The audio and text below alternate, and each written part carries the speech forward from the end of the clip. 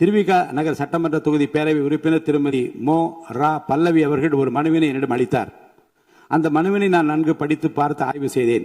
கடந்த 4/6/2026 அன்று வியாழக்கிழமை அன்று திருவிக நகர் சட்டமன்ற தொகுதிக்கு உட்பட்ட பகுதியில் உள்ள ஒரு அரசு பள்ளியில் புதிய கட்டட திறப்பு விழா நிகழ்ச்சியின் போது குத்துவிளக்கு ஏற்றுவது தொடர்பான மரபு நெறிமுறை புரோட்டோகால் மீறப்பட்டதாக அது குறித்த சில கருத்துக்களையும் அறிவுறுத்தல்களையும் நான் இங்கு குறிப்பிட விரும்புகிறேன். சட்டமன்ற பேரவைக்கென உள்ள கண்ணியத்தினையும் மாண்புகளையும் மற்றும் சட்டமன்ற பேரவை உறுப்பினருக்கென உள்ள சிறப்பு உரிமைகளையும் மரபு நெறிமுறைகளையும் புரோட்டோகால் காப்பது செயல்படுத்துவதும் சட்டமன்ற பேரவை தலைவராக எனது பொறுப்பும் மற்றும் கடமையும் ஆகும்.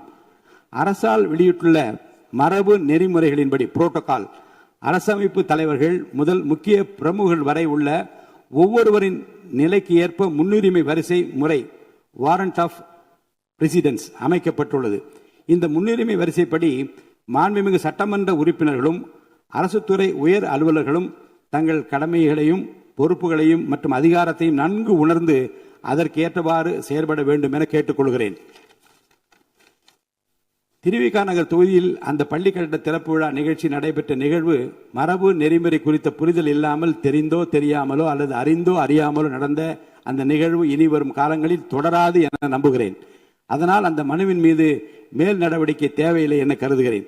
உரிமை மீறல் குழுவுக்கு அனுப்புவதோ வேறு வகையிலோ நடவடிக்கை எடுப்பதோ தேவையில்லை என்று கருதுகிறேன். மேலும்